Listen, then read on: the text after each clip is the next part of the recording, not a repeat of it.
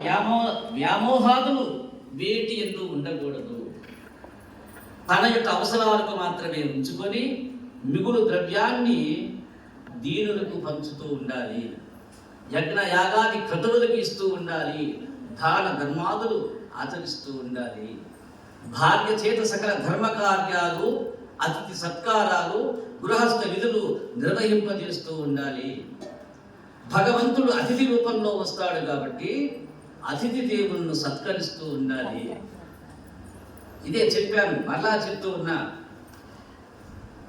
మీరు పెద్ద రోజు పూజలు చేస్తూ ఉంటారు. 40 రోజులు నేను దీక్ష వహించాలని చెప్పి రకరకాల మంత్రాలు, యంత్రాలు, తంత్రాలు ఇవన్నీ చేస్తూ ఉంటాం. నిజంగా మీరు చేసేటువంటి భక్తి అమితమైనటువంటిది. అమితమైనా కాకపోయినా మనస్సు పెట్టి చేసినట్టు వాడికి భగవంతుడు పలుకుతాడు. అయితే మీకు ఒక చిన్న విషయం చెప్తున్నా. మీరు చేసేటందుకేగా, భగవంతుడి కోసం ఆయన దగ్గరికి ఏదో ఆశిస్తారు, మీ కోరికలు ఏదో చెప్తారు.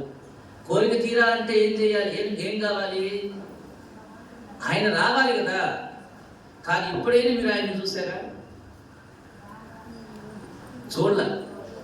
మరి పని అయిపోతే ఇక ఆయన అసలు పల్లె, ఆయన వచ్చాడో లేదో కూడా గుర్తుపల్లె. పని అయిపోతే మానవ లక్షణం అది. మన పని అయిపోయింది అనుకోండి, అంతే ఇక అసలు వాడు గుర్తుండడు. దేవుడు కూడా అంతే, నేనే కాదు.